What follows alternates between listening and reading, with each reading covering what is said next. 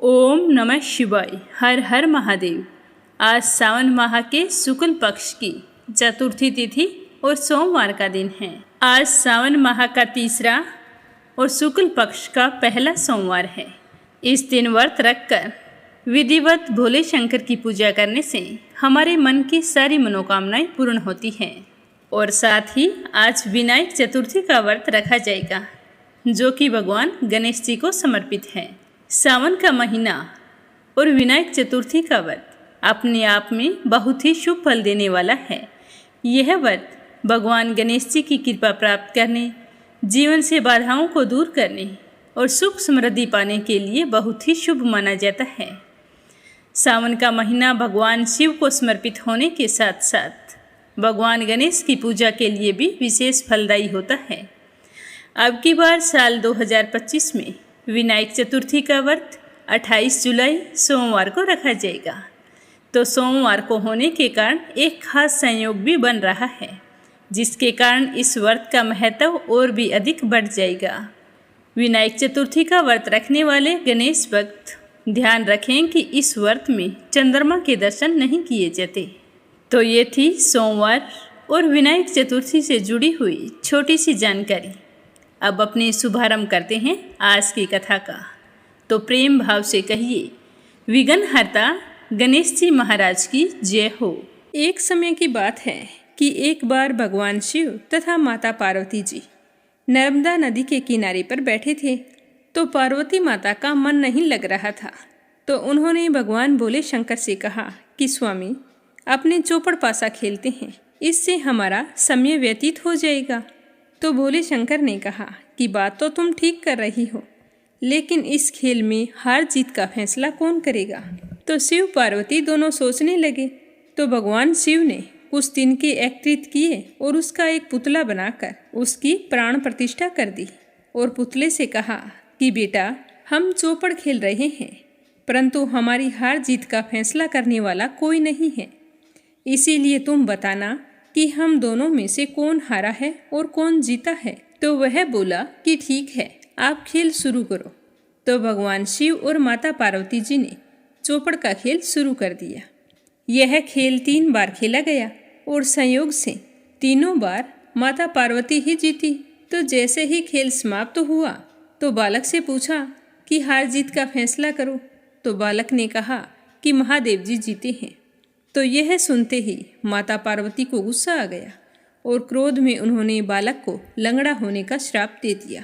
उससे कहा कि तू लंगड़ा होकर कीचड़ में पड़ा रहे, यही मेरा श्राप है।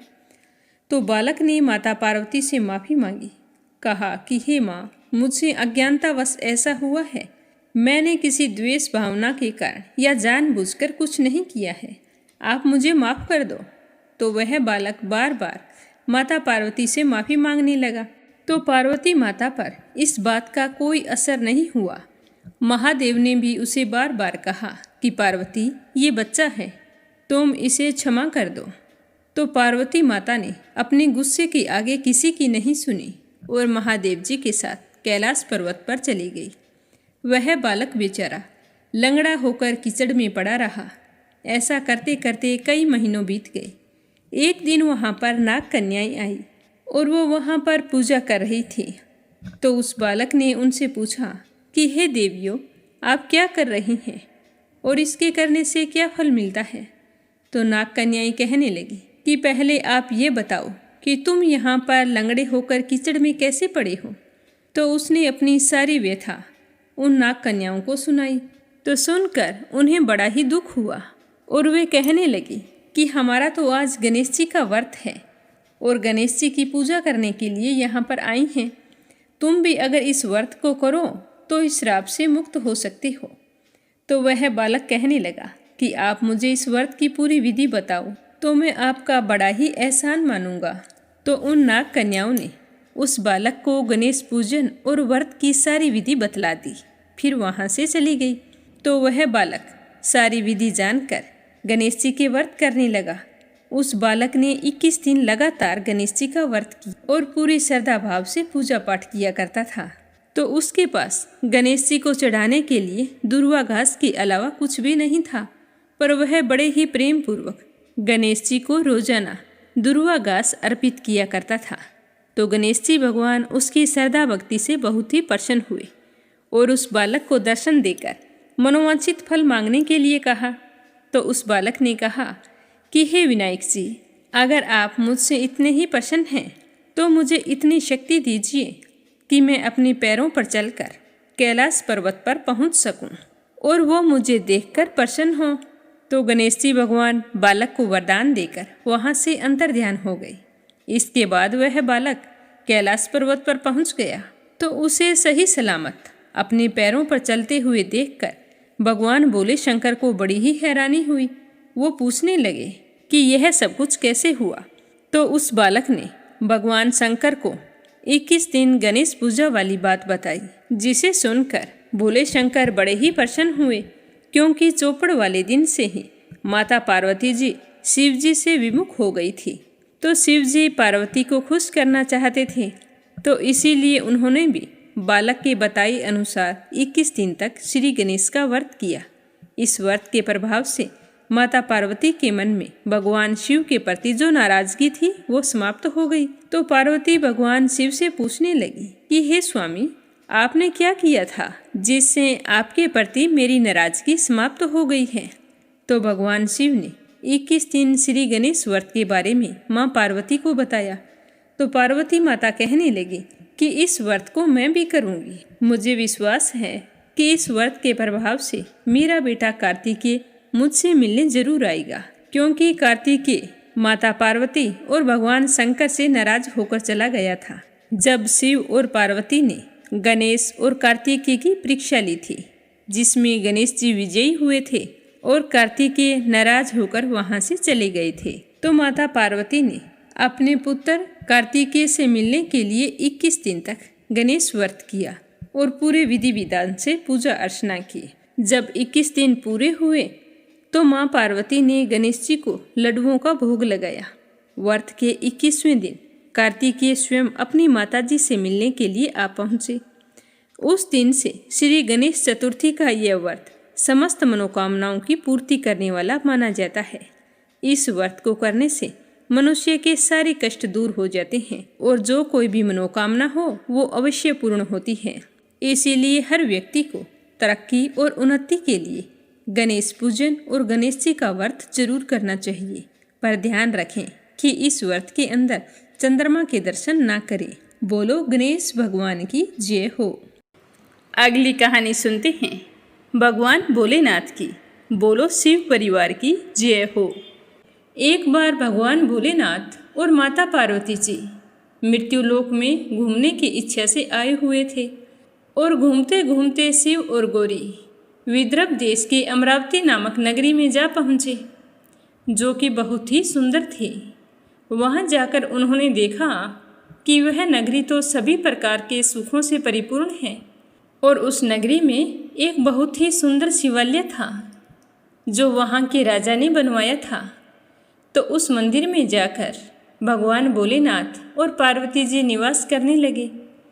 एक दिन माता पार्वती जी ने भगवान से कहा कि हे प्रभु, आज तो मेरा मन कर रहा है कि हम दोनों चौसर पासा खेलें।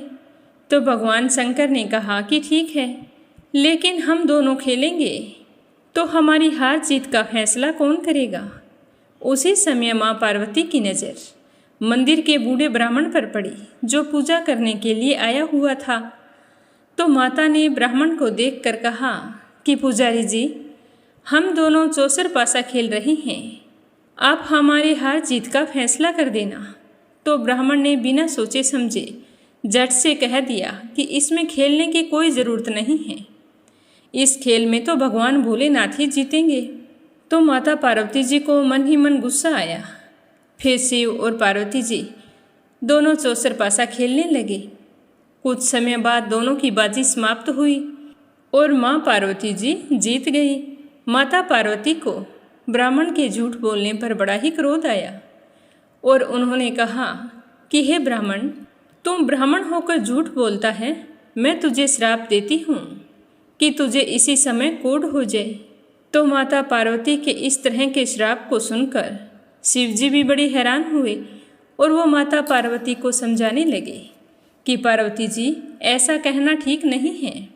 एक ब्राह्मण को आपने इस तरह से श्राप दे दिया। लेकिन पार्वती जी ने शिव जी की एक भी बात नहीं सुनी और वहाँ से चलने लगी। तो भगवान शिव जी भी माँ पार्वती के साथ चले गए। कोढ़ से पीड़ित हुआ वह ब्राह्मण नाना प्रकार के कष्टों को भोगने लगा। धीरे धीरे करके उसके सारे शरीर में कोढ़ फैल गया। ऐसे में वह बहुत ही परेशान और दुखी रहने लगा। इसी तरह कई महीनों बीत गए। एक दिन की बात है कि देवलोक की अप्सराएं शिव जी की पूजा करने के लिए उसी मंदिर में आई हुई थी।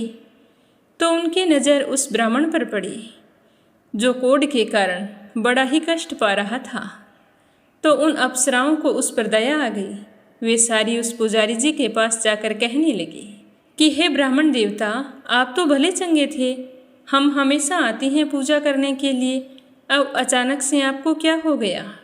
आपको इस तरह से पूरे शरीर में कोढ़ कैसे हो गया है? बहुत कष्ट हो रहा होगा। तो अप्सराओं की बात सुनकर पुजारी जी ने हाथ जोड़कर कहा कि मुझे तो पार्वती माता ने श्राप दे दिया है। यह कहते हुए उसने सारी घटना अप्सराओं को बता दी। तो वो सुनकर कहने लगी कि हे ब्राह्मण देव, तुम दुखी मत होवो, भगवान भोलेनाथ ही आपके सारे कष्टों को दूर करेंगे। लेकिन तुम्हें 16 सोमवार के व्रत पूरे विधि विधान और भक्ति भाव से करने होंगे और 17वें सोमवार के दिन पाव सेर पवित्र गेहूं के आटे की रोटी बनाना, उसके बाद घी और गुड़ मिलाकर चूरमा बनाना और चूरमा बनाकर भगवान भोलेनाथ को प्रसाद चढ़ाना। बाकी के प्रसाद को मंदिर में उपस्थित भक्तों में बांट देना। ऐसा करने से तुम्हारी सारी मनोकामनाएं पूर्ण होंगी। ऐसा कहकर वे अप्सराएं मंदिर में पूजा करने लगी और पूजा समाप्त करके देवलोक को चली गई। अब ब्राह्मण भी पूरे विधि विधान से सोमवार के व्रत करने लगा। ऐसे में भगवान भोलेनाथ की कृपा से ब्राह्मण का कोढ़ जड़ने लगा। कुछ समय बाद भगवान शंकर जी और माता पार्वती जी फिर उसी मंदिर में पधारे। तब तक वह ब्राह्मण कोढ़ मुक्त हो चुका था। तो माँ पार्वती को यह देखकर बड़ी ही हैरानी हुई और वह ब्राह्मण को बुलाकर पूछने लगी कि हे ब्राह्मण, तेरा कोढ़ कहाँ गया? तू तो भला चंगा है, मैंने तुझे श्राप दिया था। तो वह ब्राह्मण कहने लगा कि मैंने तो 16 सोमवार के व्रत किए थे, उसी व्रत के प्रभाव से मैं कोढ़ मुक्त हो गया हूँ। तो यह सुनकर पार्वती माता बहुत ही प्रसन्न हुई और पुजारी से कहने लगी कि तुम मुझे 16 सोमवार व्रत की विधि बतलाओ। तो पुजारी जी ने सारी विधि माता पार्वती जी को बता दी। अब माँ पार्वती भी उसी दिन से 16 सोमवार व्रत करने लगी। लगातार 16 सोमवार तक व्रत किया। ऐसे में उनकी मनोकामना पूर्ण हो गई। उनके रूठे हुए पुत्र स्वामी कार्तिकेय जी स्वयं ही माता के आज्ञाकारी हो गए। फिर एक दिन कार्तिकेय को अपना विचार परिवर्तन होने पर बड़ा ही संशय हो रहा था। तो वो अपनी माता जी के पास आए और कहने लगे कि माँ, आपने ऐसा कौन सा उपाय किया जिसकी वजह से मेरा मन आपकी ओर आकर्षित हो गया? मैं तो आपसे नाराज था। तब माता पार्वती ने उसे 16 सोमवार की कथा सुनाई। तब कार्तिकेय कहने लगा कि माँ, मैं भी इस व्रत को करूँगा। एक मेरा प्रिय मित्र है ब्राह्मण, वह अपनी गरीबी के चलते बहुत ही दुखी रहता था और धन कमाने की इच्छा से बड़ी मुश्किल से परदेश गया है। लेकिन मेरी उससे मिलने की बड़ी ही इच्छा हो रही है। अतः हे माता, आप मुझे 16 सोमवार व्रत की सारी विधि बतलाइए, मैं भी इस व्रत को करना चाहता हूँ। तो फिर माँ पार्वती जी से व्रत की विधि जानकर कार्तिकेय भगवान ने भी 16 सोमवार के व्रत किए। तो उनकी इच्छा पूर्ण हो गई और उनका परदेश गया हुआ प्रिय मित्र वापिस आ गया। वह आकर कार्तिकेय से मिला और पूछने लगा कि मेरी तो बुद्धि एकदम से बदल गई। मेरे मन में आया कि मैं वापस लौट चलूं। तो कार्तिकेय कहने लगा कि ये सब तो मेरी वजह से हुआ है। मेरा तुमसे मिलने को बड़ा ही मन हो रहा था, तो मैंने तुमसे मिलने की इच्छा से 16 सोमवार के व्रत किए थे। तो अब ब्राह्मण मित्र सोचने लगा कि 16 सोमवार के व्रत करने से इच्छा पूरी होती है। तो मेरा अभी तक विवाह नहीं हुआ है, तो अगर मैं भी 16 सोमवार के व्रत पूरे विधि विधान से करूं, तो मेरा भी विवाह हो जाएगा। तो वह कार्तिकेय से व्रत की विधि पूछकर पूरे प्रेम भाव से 16 सोमवार के व्रत रखने लगा। मन में पूरी आस्था रखता। तो एक दिन वह किसी काम से दूसरे राज्य को जा रहा था, तो वहाँ के राजा ने अपनी पुत्री का स्वयंवर रखा था। उस राजा की यह शर्त थी कि ये हथनी जिस किसी के गले में यह माला डालेगी, उसी के साथ मैं मेरी बेटी का विवाह कर दूंगा। तो भगवान शिव जी की कृपा से उस ब्राह्मण के मन में भी उस स्वयंवर को देखने की इच्छा हुई और वह भी वहां जाकर एक और बैठ गया। उसी समय हथनी वहां पर आई और वह माला लेकर इधर उधर घूमने लगी और फिर उस ब्राह्मण पुत्र के गले में वह माला डाल दी। तो राजा यह देखकर बहुत ही खुश हुए और अपनी प्रतिज्ञा के अनुसार बड़ी धूमधाम के साथ अपनी पुत्री का विवाह उस ब्राह्मण पुत्र के साथ कर दिया और खूब सारा धन देकर सम्मान पूर्वक उसको संतुष्ट किया। अब वे दोनों सुखपूर्वक रहने लगे। ऐसे ही समय बीतता गया। एक दिन राजकुमारी अपने पति से पूछने लगी कि हे प्राणनाथ, आपने ऐसा कौन सा पुण्य किया है जो हथनी ने सभी राजकुमारों को छोड़कर आपके गले में जयमाला डाल दी। तब वह ब्राह्मण कहने लगा कि हे प्राण प्रिय, मैंने अपने मित्र कार्तिकेय के कहे अनुसार 16 सोमवार का व्रत किया था। उसी व्रत के प्रभाव से मुझे तुम जैसी रूपवान पत्नी मिली है। तो इस व्रत की महिमा सुनकर राजकन्या को बड़ा ही आश्चर्य हुआ और वह भी पुत्र की कामना के लिए 16 सोमवार व्रत करने लगी। भगवान भोलेनाथ से पुत्र की कामना की प्राप्ति करके विधि विधान से व्रत शुरू कर दिए। तो शिव जी के आशीर्वाद से कुछ समय के बाद उसने बहुत ही सुंदर पुत्र को जन्म दिया। वह बालक बहुत ही धर्मात्मा और विद्वान था। तो इतना तेजस्वी पुत्र पाकर ब्राह्मण और उसकी पत्नी दोनों बहुत ही खुश हुए और उसका लालन पालन भली भांति करने लगे। जब वह लड़का बड़ा हुआ तो अपनी माता से पूछने लगा कि हे माँ, आपने ऐसा कौन सा पुण्य किया जो आपको मेरे जैसे पुत्र की प्राप्ति हुई। तो पुत्र की बात सुनकर उसकी माँ ने कहा कि बेटा, मैंने तो 16 सोमवार के व्रत किए हैं। इस तरह कहते हुए व्रत के नियमों के बारे में अपने पुत्र को बताने लगी। तो उस लड़के ने इस व्रत को सब तरह से मनोरथ पूर्ण करने वाला जानकर उसके मन में भी राज्याधिकार पाने की इच्छा हुई। वह लड़का भी उसी दिन से भगवान शिव जी को प्रसन्न करने के लिए 16 सोमवार के व्रत पूरे नियम से करने लगा। एक दिन दूसरे देश के राजा के दूत आए और उस ब्राह्मण पुत्र के लिए उसके माता पिता से कहा कि हमारे राजा ने अपनी बेटी के लिए आपके पुत्र को चुना है। यह कहकर उसे अपने साथ ले गए, क्योंकि उस राजा ने उस ब्राह्मण पुत्र की बुद्धिमत्ता के बारे में बहुत ही सुन रखा था। तो वे उससे मिलकर बहुत ही प्रसन्न हुए और कहने लगे कि बेटा, मैं तुम्हारे साथ अपनी कन्या का विवाह करना चाहता हूँ। तो यह सुनकर ब्राह्मण पुत्र बहुत ही खुश हुआ। अब राजा ने पूरे धूमधाम से राजकुमारी का विवाह उसके साथ कर दिया। फिर दोनों सुखपूर्वक रहने लगे। धीरे धीरे राजा वृद्ध हो गया। अब उसके लिए काम काज संभालना मुश्किल हो गया था। तो उसने एक दिन अपने दामाद को बुलाकर कहा कि हे बेटा, मैं तेरा राज्य तिलक करना चाहता हूँ। यह कहकर फिर शुभ मुहूर्त देखकर ब्राह्मण पुत्र को वहाँ का राजा घोषित कर दिया। इस तरह वह ब्राह्मण पुत्र वहाँ राजा बनकर रहने लगा और अपना व्रत भी नियम से करता रहा। वह व्रत कभी नहीं छोड़ता था। एक बार उद्यापन करके फिर से शुरू कर देता था। तो एक बार की बात है, राजा बने उस ब्राह्मण पुत्र का 17वां व्रत था। तो उसने अपनी रानी से कहा कि पूजा की सारी सामग्री लेकर भोलेनाथ के मंदिर पर आ जाना। लेकिन रानी मंदिर नहीं गई। उसने अपने दास दासियों को पूजा की सामग्री देकर मंदिर में भेज दिया। तो राजा ने पूरे विधि विधान से भगवान शिव जी की पूजा की। लेकिन पूजा करके जब राजा वहाँ से जाने लगा तो वहाँ पर आकाशवाणी हुई और कहा कि हे राजा, तुम इसी समय अपनी रानी को राजमहल से निकाल दो। अगर तुमने ऐसा नहीं किया तो यह तेरा सर्वनाश कर देगी। तो इस वाणी को सुनकर राजा तो हैरान हो गए। उन्होंने तुरंत मंत्रियों की बैठक बुलाई और आप बीती सुनाई। तो मंत्री आदि सभी बड़े हैरान हुए और दुख के सागर में डूब गए। ही मन सोचने लगे कि जिस कन्या की वजह से इसे राज्य मिला है, उसी कन्या को छोड़ने की बात कर रही हैं। कहीं राजा की कोई चाल तो नहीं?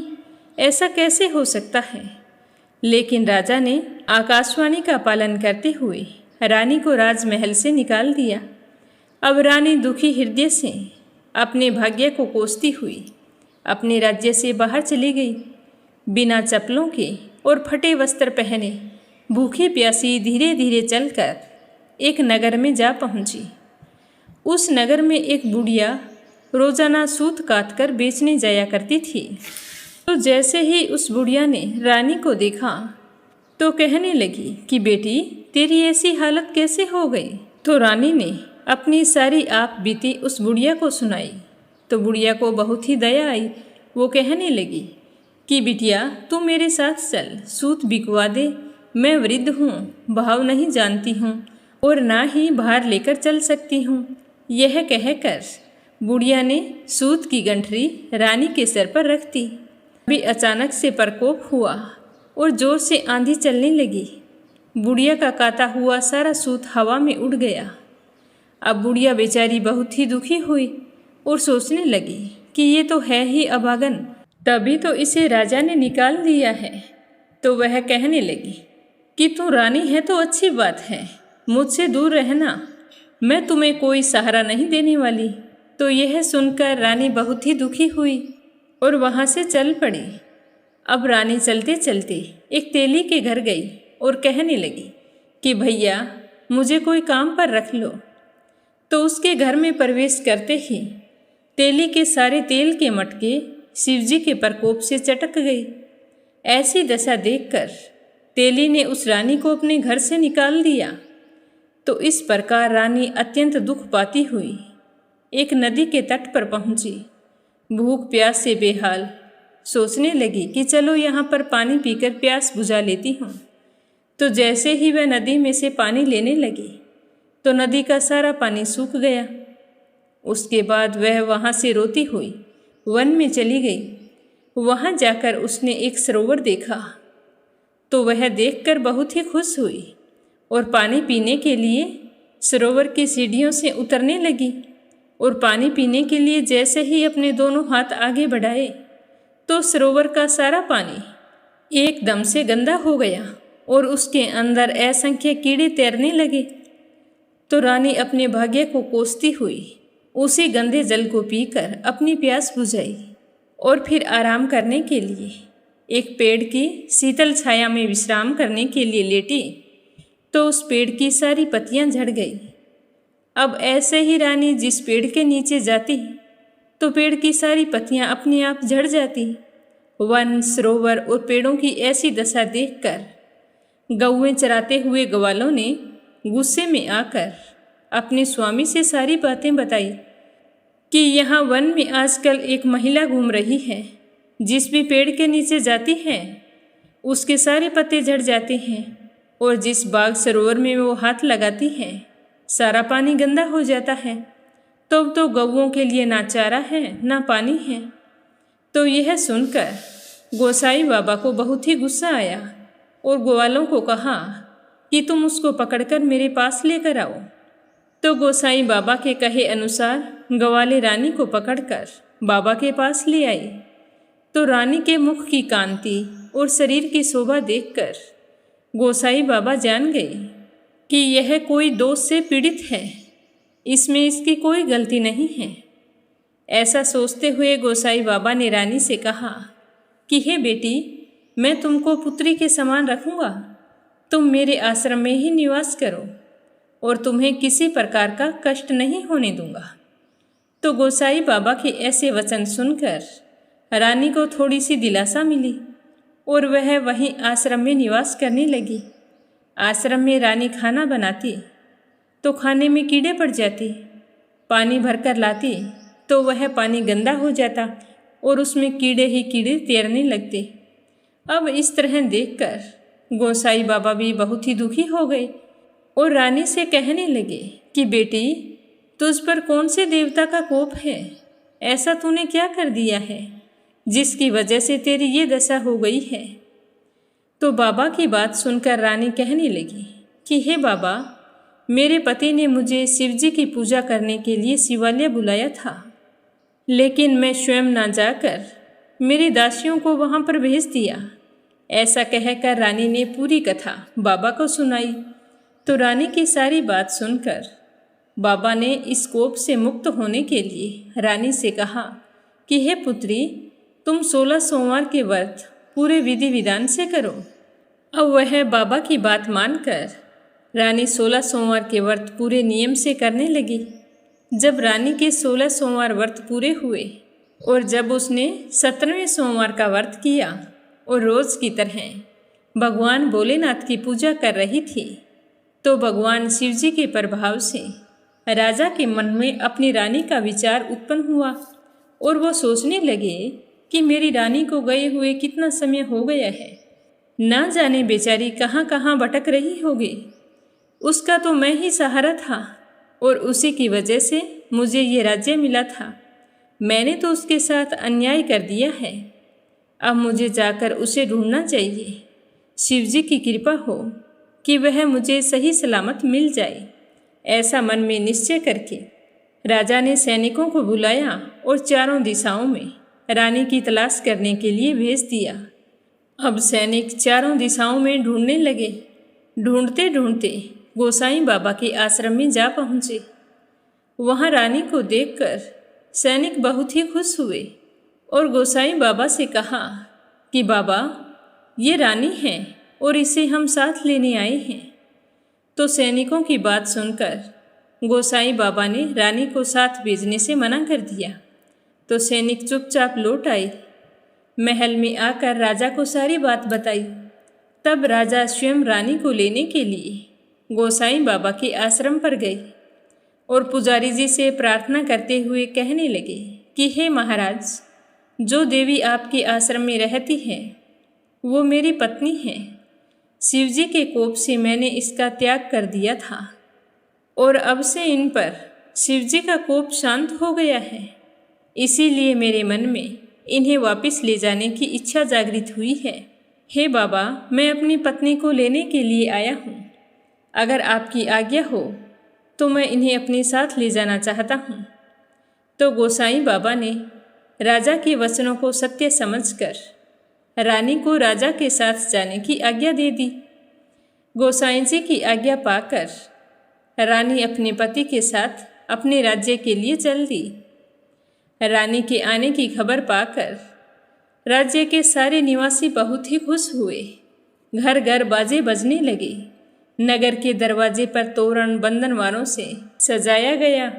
सारे नागरिक बहुत ही खुश थे। घर घर में मंगल गीत गाए जा रहे थे। बड़े बूढ़े बातें कर रहे थे कि हमारे राजा की इकलौती पुत्री थी। अच्छा हुआ जो समय रहते राजा में समझ आ गई और वो हमारी पुत्री को वापस ले आई। ये तो बहुत ही अच्छा काम हो रहा है। तभी राजा रानी को लेकर नगर के दरवाजे पर पहुंच गए। तो पंडितों ने विविध वेद मंत्रों का उच्चारण करके अपनी रानी का भली भांति स्वागत किया। इस प्रकार रानी ने अपनी राजधानी में पुनः प्रवेश किया। राजा ने अपनी रानी के घर आने की खुशी में ब्राह्मणों को अनेक प्रकार के दान आदि देकर संतुष्ट किया।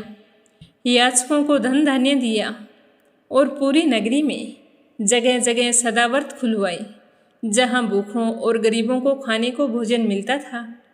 इस प्रकार राजा और रानी भगवान भोलेनाथ की कृपा से सभी प्रकार के सुख भोगते हुए 16 सोमवार व्रत करने लगे।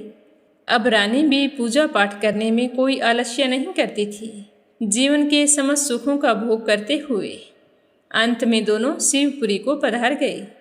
इसीलिए कहते हैं कि जो भी मनुष्य भगवान भोलेनाथ की भक्ति मन वचन कर्म द्वारा 16 सोमवार के व्रत पूरे विधि विधान से करेगा, वह इस मृत्यु लोक में सारे सुखों को भोग कर अंत में भगवान शिव जी के चरणों में उनके धाम को प्राप्त होगा।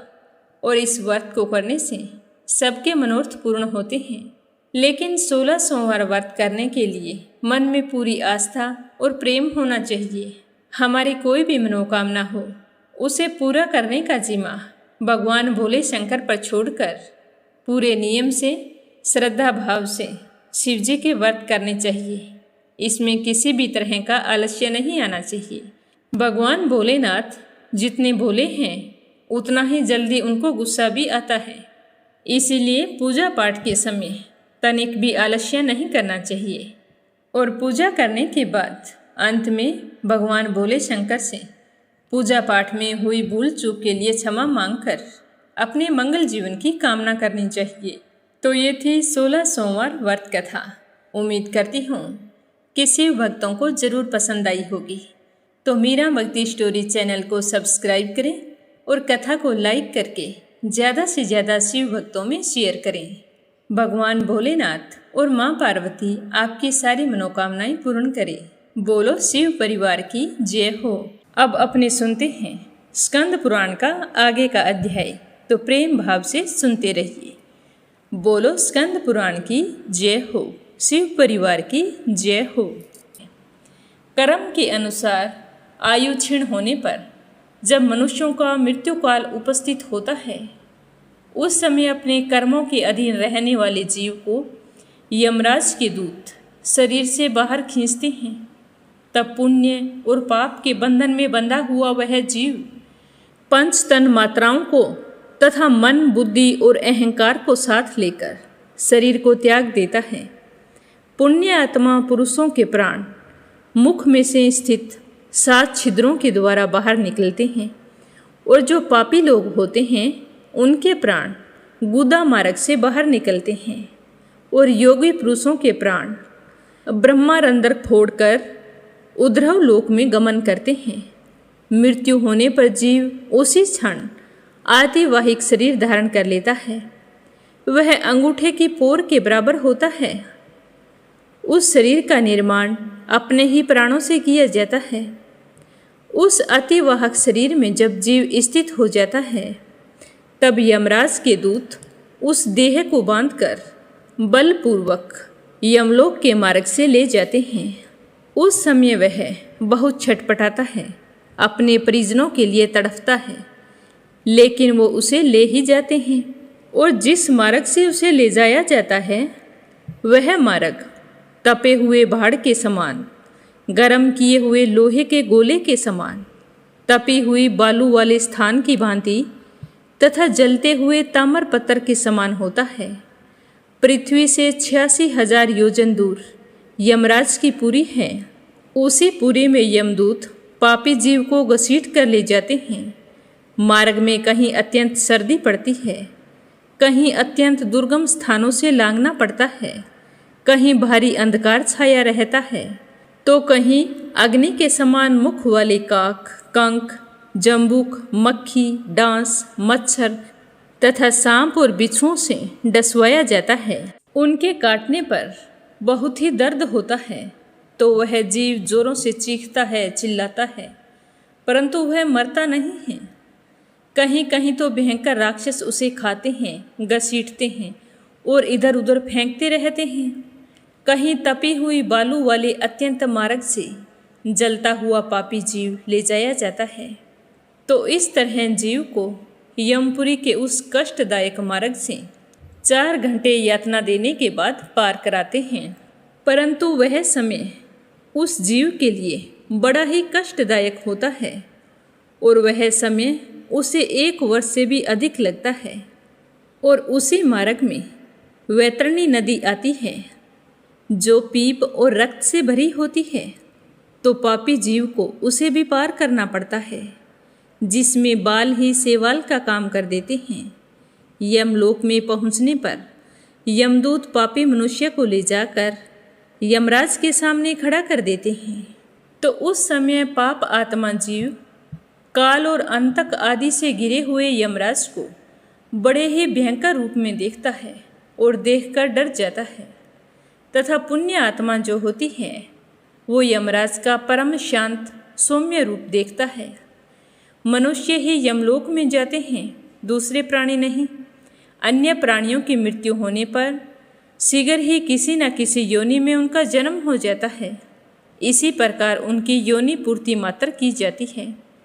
केवल मनुष्य ही प्रेत होते सुने जाते हैं, अन्य प्राणी कभी प्रेत नहीं बनते। धर्मात्मा पुरुष यमलोक में जाने पर वहाँ पूजित होता है और पापी जीव बंधन में डाला जाता है। हे ब्राह्मण देव, धर्मात्मा पुरुष जिस प्रकार परलोक में जाते हैं उसका वर्णन करता हूँ। जो इस लोक में बगीचा और वृक्ष का दान करते हैं, वे फूल और फल वाले वृक्षों की छाया से होकर सुखपूर्वक यात्रा करते हैं। इसी प्रकार जो छत्र दान करने वाले मनुष्य हैं, वो भी छाया में ही सुख से स्वर्ग की ओर जाते हैं। जूता आदि दान करने वाले सवारी से यात्रा करते हैं। कुआं और पोखर खुदवाने वाले प्यास पीड़ा से रहित होकर वहाँ से गुजरते हैं। सवारी, सैया और आसन देने वाले लोग विमानों पर बैठकर जाते हैं। जो लोग भोजन दान करने वाले होते हैं, वे लोग भक्ष्य भोज्य से भली भांति तृप्त होकर यात्रा करते हैं। दीप दान करने वाले उजाले में जाते हैं। गोदान करने वाले वैतरणी नदी को सुख से पार करते हैं। जो जन्म से ही लेकर जीवन भर भगवान सूर्य, भगवान शिव और भगवान विष्णु जी की पूजा करते हैं, वे यमदूतों से पूजित होकर भगवान के धाम को जाते हैं। भूमि, गऊ, सोना, लोहा, तेल, रुई, नमक और 7 धान का दान करने वाला मनुष्य सुखपूर्वक परलोक की यात्रा करते हैं। चित्रगुप्त ही यमलोक में गए हुए पापी और पुण्य आत्मा पुरुषों की सूचना यमराज को देते हैं। फिर वह 1 वर्ष तक प्रेत लोक में निवास करता है। उसी वर्ष में उसके भोग देह की प्राप्ति होती है। बाही बंधु जो जलयुक्त कुंभ दान और अन्न आदि का दान करते हैं, उसे ही वह प्रतिदिन खाकर पुष्ट होता है। उसने पहले भी जो अन्न आदि का दान कर रखा है, वह भी यमलोक में उसके पास स्वयं उपस्थित हो जाता है। और जिसने स्वयं कुछ दान नहीं किया है, जिसके लिए दूसरा कोई अन्नदाता और जलदाता नहीं है, वह यमलोक में भूख और प्यास से पीड़ित होता रहता है। भाई बंधुओं द्वारा किया हुआ जलदान उसके पास नदी होकर पहुँचता है। जिसके लिए यहाँ पर श्राद्ध कर्म नहीं किया जाता है, पिंडदान और तर्पण नहीं किया जाता है, वह प्रेत योनि से मुक्त नहीं होता है।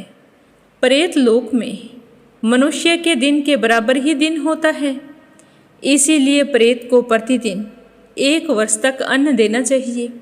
जितना हो सके दान पुण्य करना चाहिए, ताकि वह 1 वर्ष तक किया गया दान पुण्य आपको प्रेत लोक में 1 वर्ष तक काम आता है। यमलोक में सर्दी, आंधी और धूप के कष्ट से युक्त पाप आत्मा पुरुष की रक्षा समाशानिक नाम वाले भयंकर यमदूत करते हैं। जैसे इस लोक में भी कठोर पुरुष बंधन में पड़े हुए किसी कैदी की रक्षा करते हैं, जिसके लिए श्राद्ध पूर्वक प्रेत पिंड नहीं दिए जाते, उसका कई युगों बाद भी प्रेत योनि से उद्धार नहीं होता। प्रेत पिंड देने के पश्चात जब भाई बंधु 1 वर्ष पूरा होने पर सपिंडीकरण श्राद्ध का अनुष्ठान करते हैं, तब उस जीव का भोग शरीर पूर्णता को प्राप्त हो जाता है। पाप आत्मा जीव भयंकर शरीर को प्राप्त करता है और धार्मिक पुरुष को परम उत्तम दिव्य रूप की प्राप्ति होती है। उसके बाद जीव अपने कर्म के अनुसार स्वर्ग या नरक में जाता है। रौरव आदि नरक पाताल तल में स्थित हैं। देवता आदि पुण्य आत्मा स्वर्ग लोक के ऊपर सत्य लोक तक निवास करते हैं। इतिहास, पुराण, वेद तथा स्मृतियों में जो पुण्य कर्म विहित हैं, उसे स्वर्ग की प्राप्ति होती है। इसके विपरीत पाप करने से नरक की प्राप्ति होती है। स्वर्ग हो या नरक, वहाँ भी मनुष्य अपने कर्मों के अनुसार ही नियत समय तक निवास करता है। वर्ष के पहले ही जिसका सैपिंडीकरण श्राद्ध कर दिया जाता है, उसका भी प्रेतत्व 1 वर्ष तक अवश्य रहता है। जिन्होंने अश्वमेघ आदि तीनों यज्ञ यजन किया हो, अथवा ब्रह्मा, विष्णु और महेश इन तीनों देवताओं की पूजा की हो, या जो युद्ध में मारे गए हों, वे कभी प्रेत लोक में नहीं जाते हैं।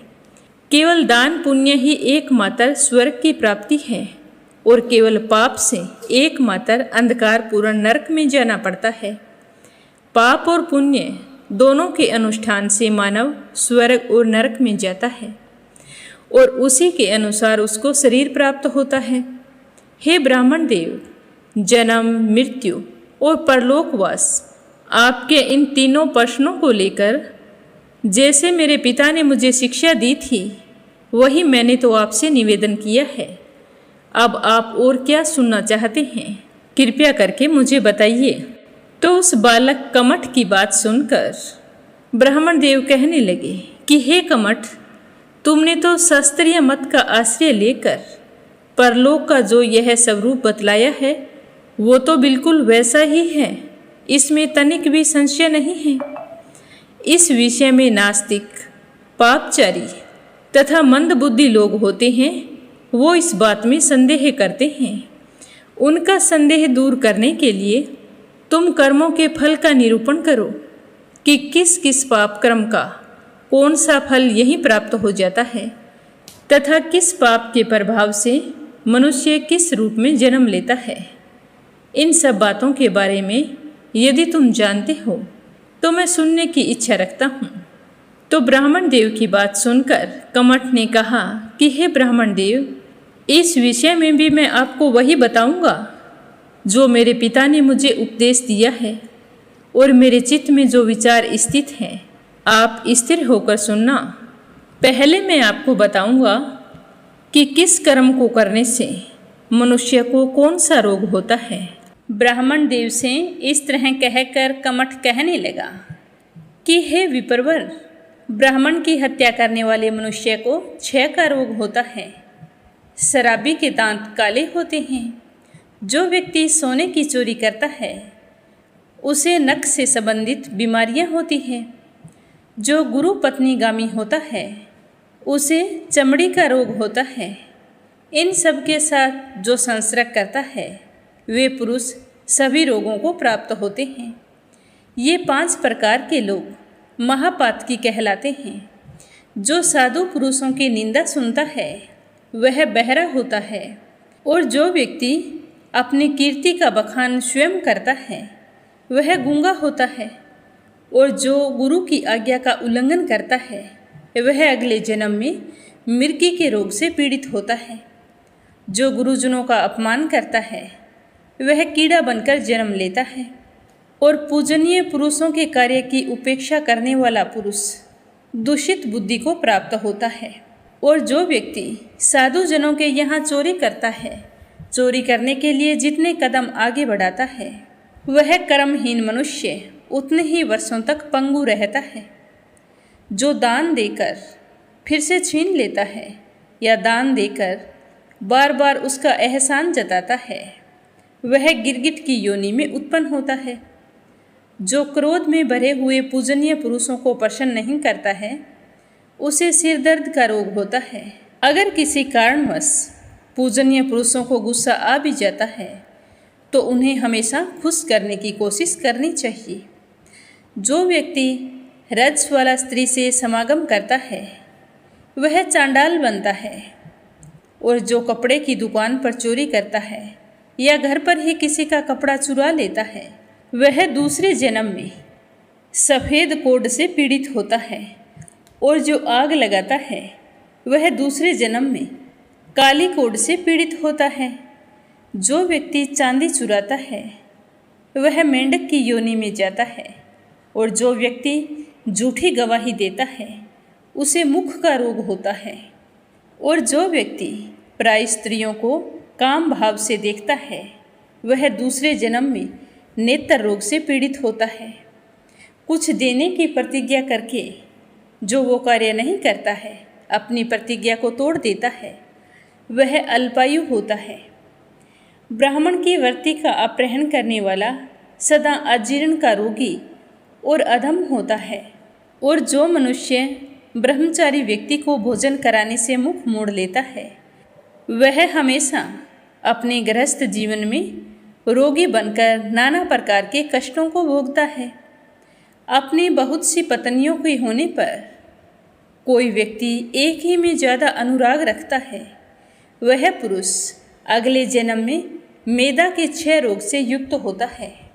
अतः पत्नी एक ही रखें, अन्यथा सब में समान व्यवहार करें। और कोई व्यक्ति धर्म का कार्य करता है और उस कार्य को पूरा करने का जिम्मा किसी और पर छोड़ देता है और वह व्यक्ति बीच बीच में मालिक के धन को स्वयं खा जाता है और कार्य को ढंग से नहीं करता है, उसे दूसरे जन्म में जलोदर रोग होता है। जो व्यक्ति बलवान है और उसकी आंखों के सामने किसी दुर्बल को सताया जा रहा है वह उसे बचाने की चेष्टा ना करके उसकी उपेक्षा करता है तो वह दूसरे जन्म में अंगहीन पैदा होता है। अन्न चुराने वाला भूख से पीड़ित रहता है। व्यवहार में पक्षपात करने वाला मनुष्य जीव के रोग से युक्त होता है। और जो मनुष्य कोई धर्म के कार्य में लगे हुए हैं और उन्हें वो कार्य करने से मना करता रहता है वह दूसरे जन्म में पत्नी का वियोग भोगता है। जो व्यक्ति अपनी ही बनाई हुई रसोई में सबसे पहले स्वयं भोजन करता है उसके गले में रोग पैदा होता है। पंच यज्ञों का अनुष्ठान किए बिना ही भोजन करने वाला मनुष्य सूअर की योनि में जन्म लेता है। जो व्यक्ति पर्व के दिन मैथुन करता है उसे प्रमेह रोग होता है। अर्थ संकट में पड़े हुए मित्र, बंधु, स्वामी तथा प्रिय सेवकों का जो परित्याग कर देता है और उनकी ओर से अपना मन ही हटा लेता है, कभी उसकी हाल चाल नहीं पूछता, इस तरह का व्यवहार करता है कि जैसे इसे इसका कोई नाता ही नहीं है, वह मनुष्य दूसरे जन्म में जीविका के लिए बहुत ही कष्ट पाता है लेकिन उसे कोई साधन नहीं मिलता। जो माता पिता, गुरु और स्वामी की छल से सेवा करता है, स्वार्थ से सेवा करता है कि इनकी सेवा करूँगा तो माता पिता की संपत्ति है वो मुझे मिल जाएगी, तो वह दूसरे जन्म में बड़े ही कष्ट से धन पाता है और फिर उससे वंचित हो जाता है। और जो व्यक्ति विश्वास करने वाले पुरुष का धन हड़प लेता है वह सदा दुखों का भागी होता है। जो धार्मिक पुरुष के प्रति क्षुद्रतापूर्ण बर्ताव करता है वह बोना होता है। जो दुबले बैल को हल या गाड़ी में जोतता है वह कमर का रोगी होता है। गाय की हत्या करने वाला मनुष्य जन्म से ही अंधा पैदा होता है।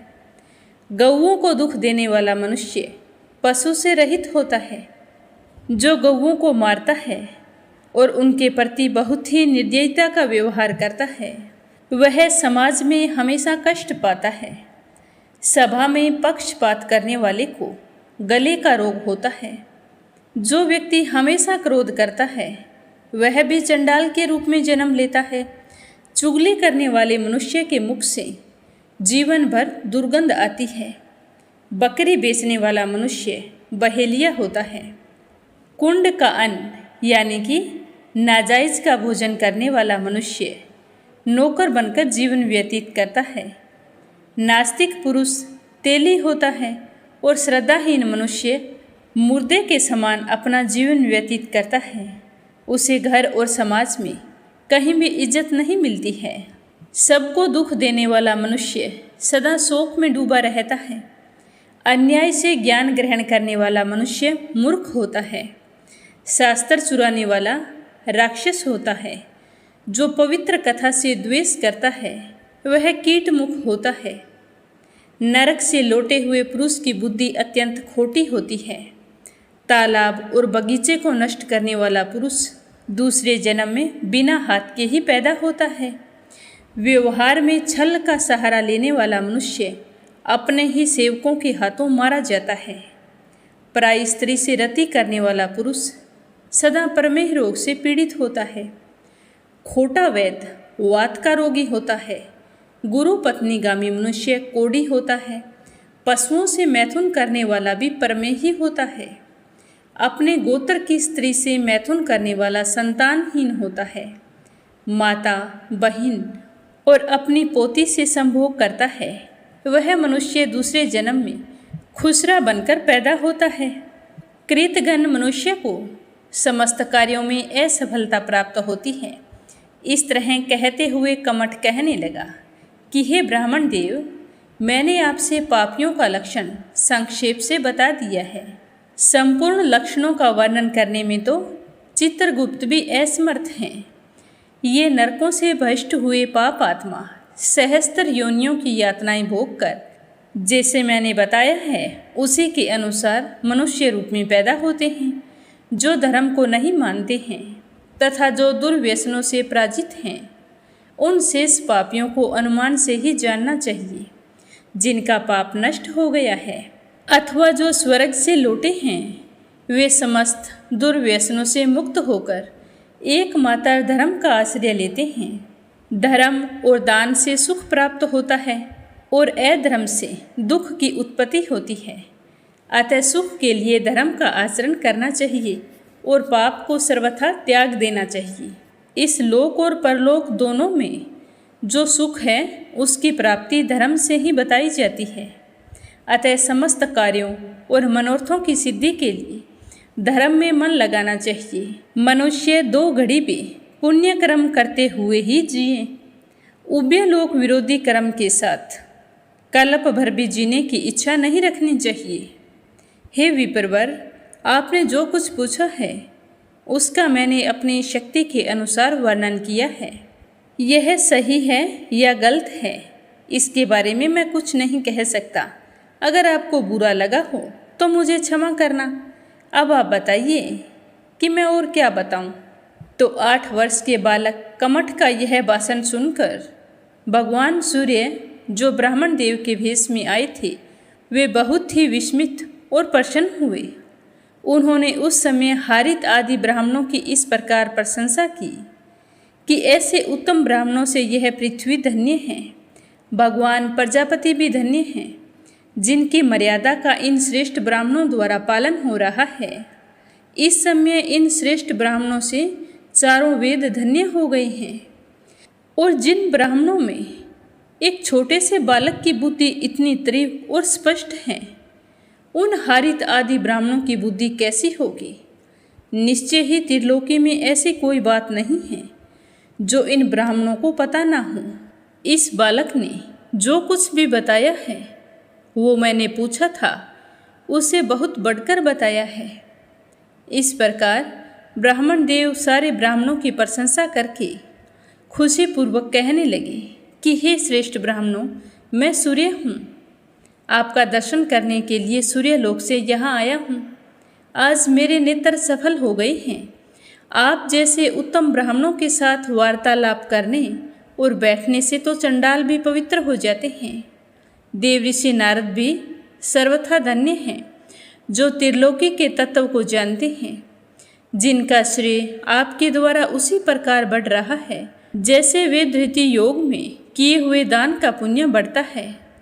मैं अपने मन और बुद्धि को एकाग्र करके आप लोगों को प्रणाम करता हूँ, क्योंकि तप, विद्या और सदाचार ही बड़प्पन का प्रदान है। देवताओं का संसर्ग निष्फल नहीं होता। इसीलिए आप मुझसे कोई वरदान मांगिए, मैं आपको वर देना चाहता हूँ।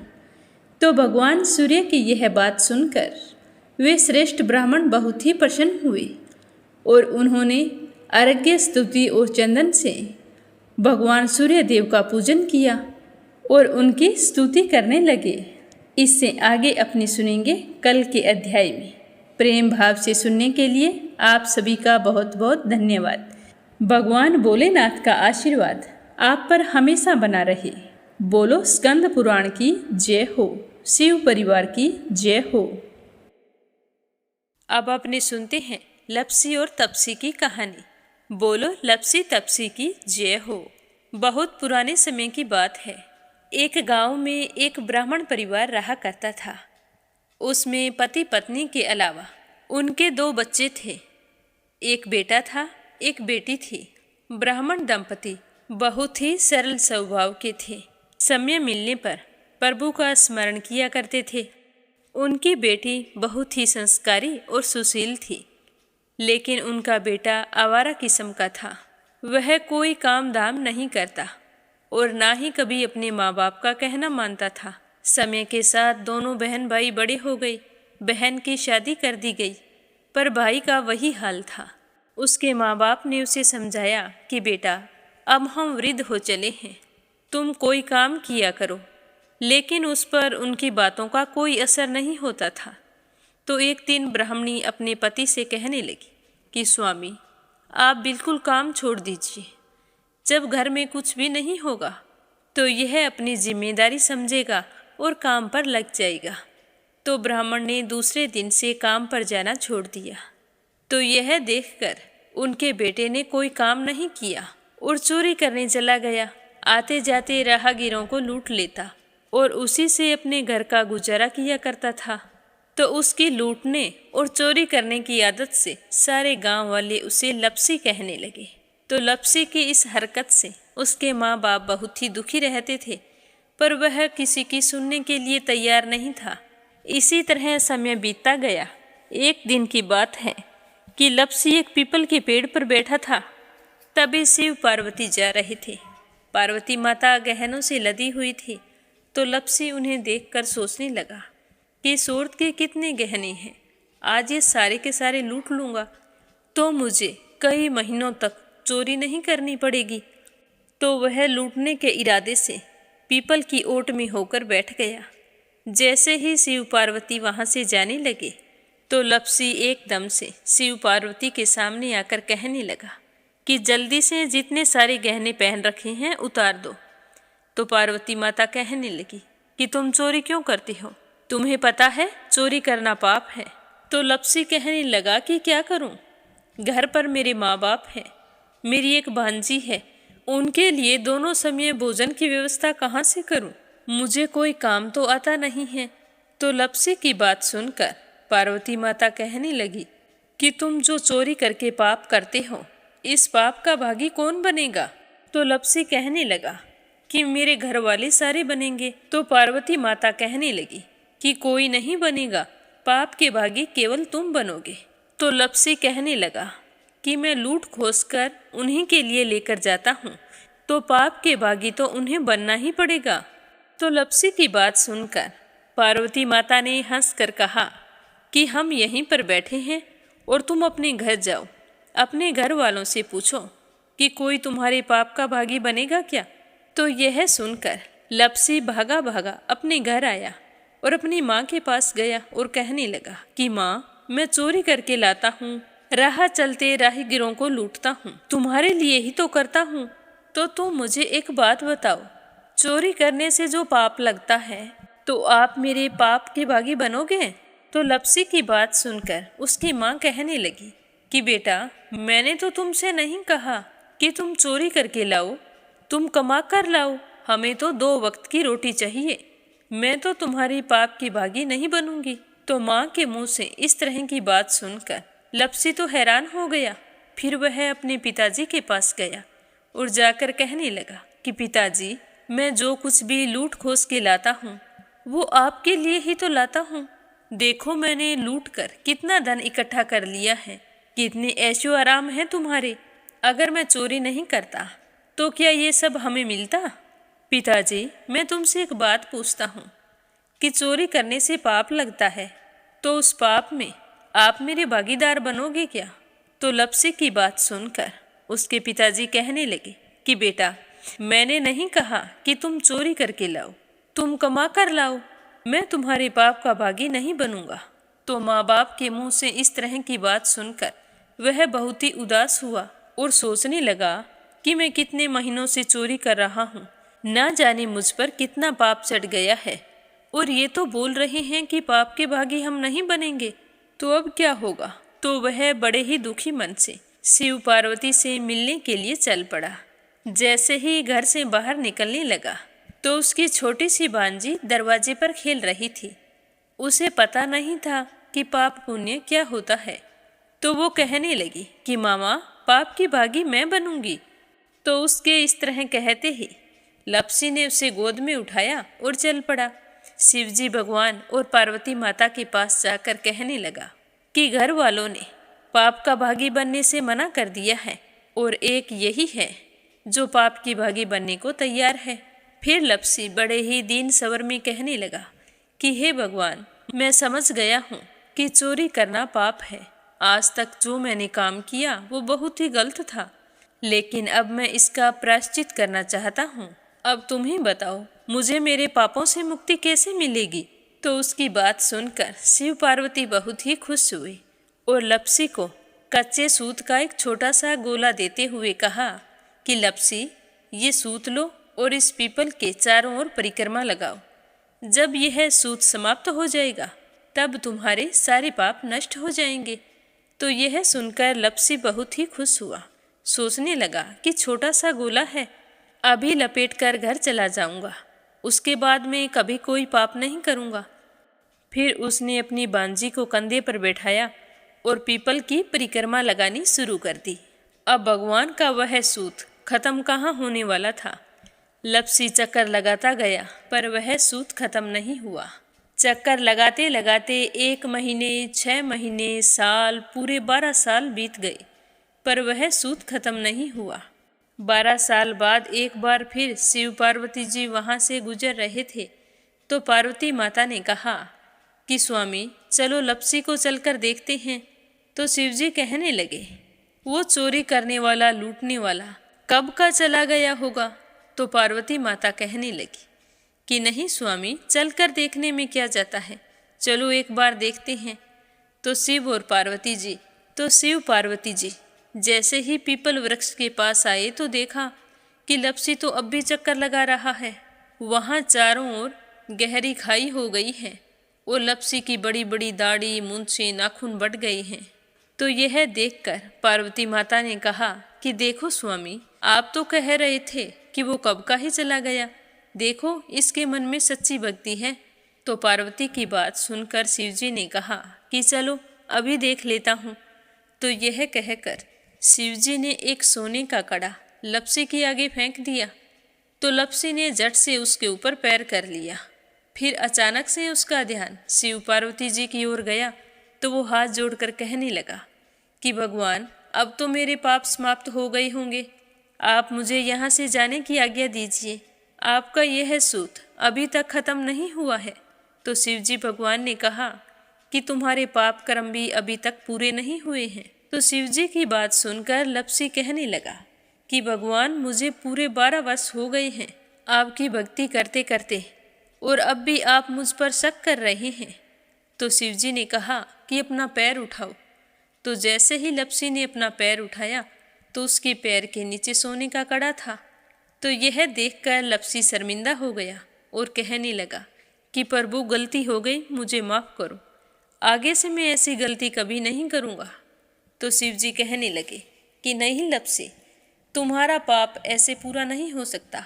अब तुम्हें 12 वर्ष तक और इसी तरह परिक्रमा करनी होगी, उसी के बाद तुम्हारे पाप समाप्त होंगे।